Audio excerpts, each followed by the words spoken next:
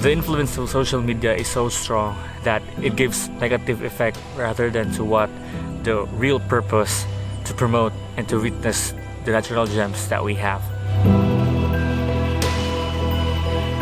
There's nothing wrong with enjoying the place because it is our right as people living the world. It's just that we tend to depreciate instead to appreciate.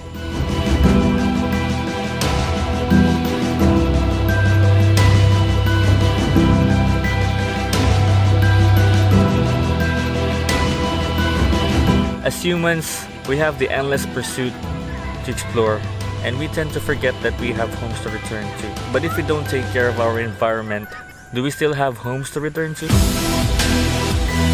Nature can live by itself, but we humans, can we still live without it? Ask yourself. If we take part in cleaning our environment, it would not be beneficial only to ourselves, but also to the locals, and most especially to our children, to our next generations. Change is the only constant thing in the world and needs to start within ourselves.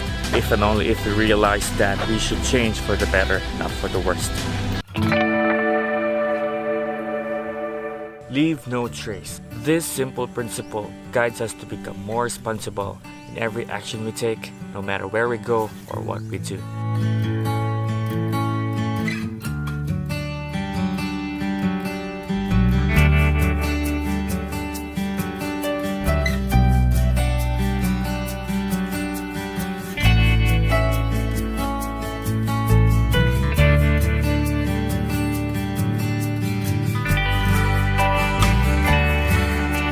With these simple principles, we do not only help our locals, but also our environment, and that's the most important thing above all. I am CJ Estrada, a travel vlogger, together with my friends. Hi, I'm Chasing Potatoes. Hi, my name is Vernon Joseph Go. I'm Wondering Fit PH. Hi, I'm Martin Sabanyak. I'm Johanna Marie Frijoles. I'm Log Sparkles. I am Ram of Destination Dream. My name is Ray Marikina. Hello guys, I am Keo. Hi, I am Ferna. I am Doy. Hi, I'm Kiev. And I'm Sheila. We are from Adrenaline Romance. I am Gabs. I'm Edgar Allen Zatayam. We love To travel. And enjoy nature.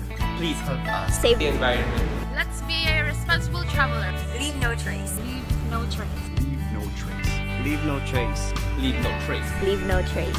Leave no trace. Leave no trace. Leave no trace.